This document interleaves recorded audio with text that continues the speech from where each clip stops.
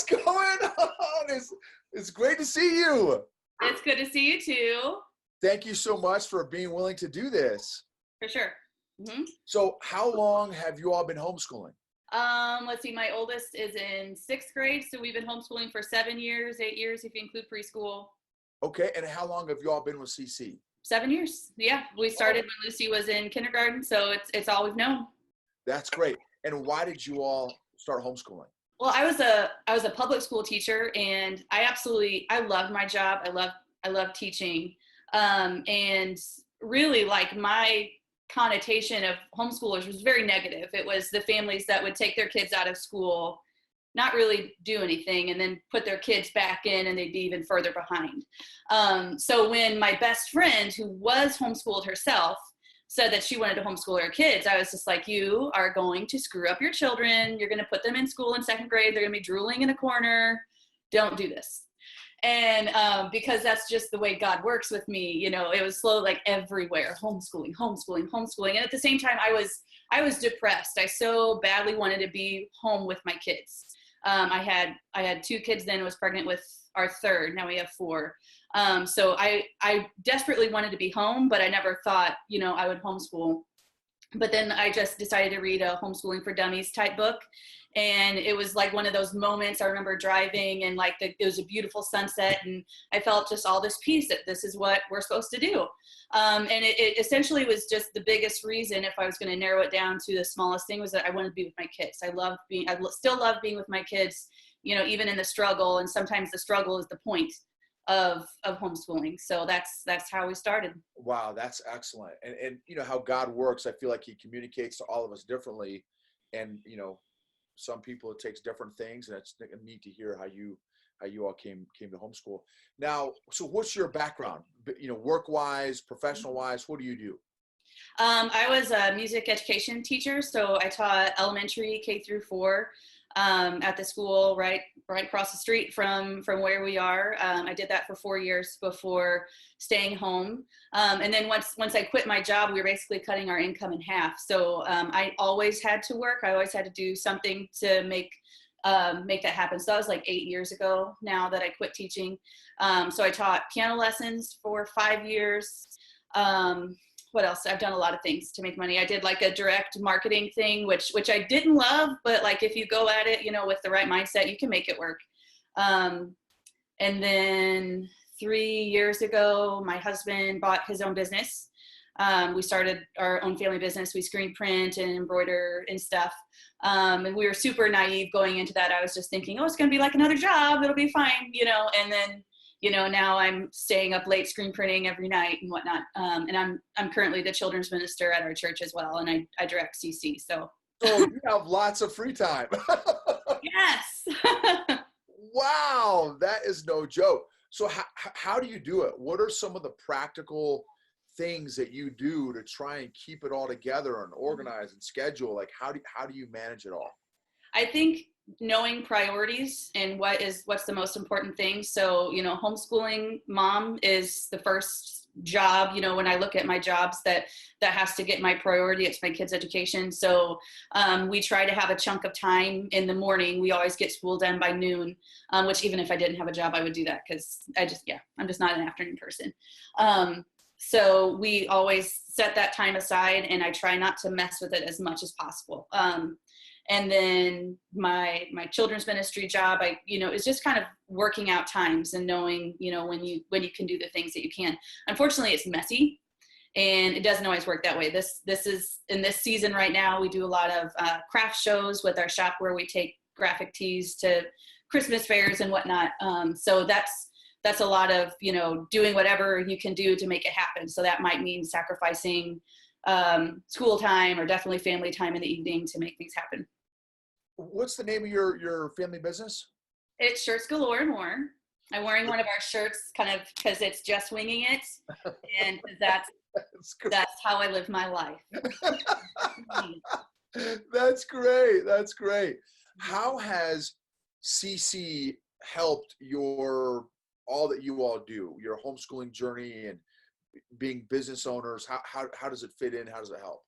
Well, the biggest thing is the structure that it provides us. I always call CC like structured unschooling, because we all do whatever we want, however we want to do it, but we have that structure of this is what we're learning, and then we can all go off in our own different directions. So I've always really appreciated the structure of, we're learning about the Middle Ages right now, so we're going to focus on that, and then the community around us having that accountability. That sometimes, our best school day is the one that when we're at community day. So.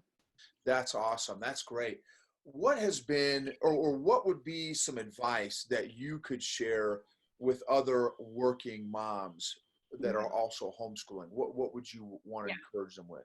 So the biggest thing that I struggle with as a working homeschool mom is guilt. The mom guilt is real. And it doesn't, if I'm spending time with my kids, sometimes I feel guilty that I should be, cleaning the house, or I should be working on that project or doing this, or if I'm doing other projects that, they're schooling, that I might be hurting my kids because they're not getting that super structured set aside school time, because sometimes it just doesn't happen.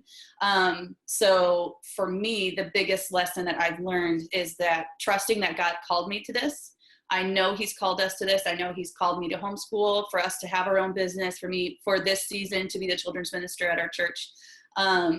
So I know that if he's called me to this and I have faith in that, then I have to rest in that. I can't lean on my own understanding and my feelings and guilt to know that's coming from the enemy, and just walk one step at a time. That, okay, maybe today we're not going to have the school day that I want. We're not going to be able to sit and read and do poetry and all this extra stuff that's so fun and good, because I've got to get to the other things. But I can trust that God's going to cover up all my shortcomings. I know that he's going to do that. So having grace with myself is the biggest thing. And then you have to have discipline at the same time. So you have to have discipline, set up that schedule. And, even if the house is a mess, I cannot school when my house is a mess. My house is a mess right now, and we did school today. So you have to, you have to embrace it. You aren't necessarily going to get the perfect, and you can't wait for the perfect. Okay, now that things are clean, now we're going to do school, but oh wait, now it's time to go do something else. So you have to lower the expectations a little bit, having that discipline to do things when you don't want to do it necessarily, when it's not your perfect scenario. So you set up that discipline, and then you also have grace with yourself and understanding that it's not always going to be perfect. It's not always going to go according to that discipline plan. That's awesome. Thank you for those insights. How do you recharge? I was afraid you were going to ask that. I don't know. I don't know. So taking care, everybody, like, self-care is such a thing, and I don't necessarily know, how I feel about, that self-care mindset of having to take care of yourself and yada, yada. I feel like everybody has different levels of how much, like, me time and things that you do, for yourself. I feel like everybody has different levels, and there's seasons where you're going to need more of, okay, I'm going to go out and get a pedicure because this is my thing. So I wouldn't say that I have like a physical, like a tangible thing that you could see that, okay, here's Mary's, her adult time, and she's doing something by herself, for herself. I don't think I necessarily have that time, but just knowing that might be the season, that just always going back to trusting God, that's the season that I'm in, and having a husband that can see me and can recognize that, okay, you need to go, that really never happens. But like, I know he would if I really needed that, or, he's going to take care of the kids and I go screen printing, which I didn't know how to screen print at all 3 years ago. I screen print a lot now. We have other screen printers, but just for different things. I'll stay up, last night I was there until about 11, and that's an early night for me to end at 11. And that's therapeutic, and I'm alone, and I get to listen to whatever 70s, 80s, 90s music that I want to listen to, and just screen print. It's doing the same thing over and over. So that is a little bit therapeutic for me, but I could probably do more but it's just not the season. Yeah, sure. No, and that's great. I remember, man, I don't remember which book of the Bible, if it's in Samuel, I don't remember exactly. But anyway, when David had just done a raid with his, I think, 300 mighty men or whatever, they did the raid, and their patrol base where they were operating out of was called Ziklag, and it got overtaken by the bad guys who had come in from behind. And anyway, so when they came back, when David and his mighty men came back, their patrol base was pillaged. The women, the children, the animals, everything was gone. Of course, his men started to freak out. He started to freak out. But then it said that David strengthened himself in the Lord. And I just thought, man, that is so powerful, that in the midst of chaos, in the midst of adversity, in the midst of haters, in the midst of whatever, that, man, just figuring out what does that look like for you? What does going away and recharging yourself in the Lord look like, whether it's screen printing or, 70s tunes or 80s tunes, which I am a huge fan of all the above. Woo, woo.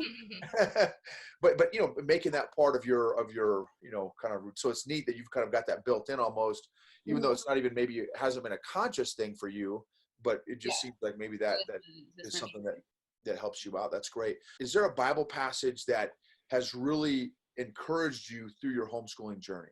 There have been different ones for sure, but right now it's just like the good old standard: trust in the Lord with all your heart and lean not on your own understanding, and He will make your path straight. I just have been, for the last few months, that is the one that I've been going to, because it's got everything in there. I know God's called me to this, so I'm not going to lean on my feelings. I'm not going to trust them. They're not always true. They're not always reliable. As long as I know that God's called me to this and He's not leading me somewhere else, then I'm not going to rest in those bad feelings. That if something's not of the fruit of the Spirit, but I know that God's calling me to this, then I have to push those away and trust in God. And He's going to make whatever little path, however much of the path, straight for me. If that means that it's one step or a few feet, I know that He can get me through the next few hours or the next week or two. So that's the biggest one for me.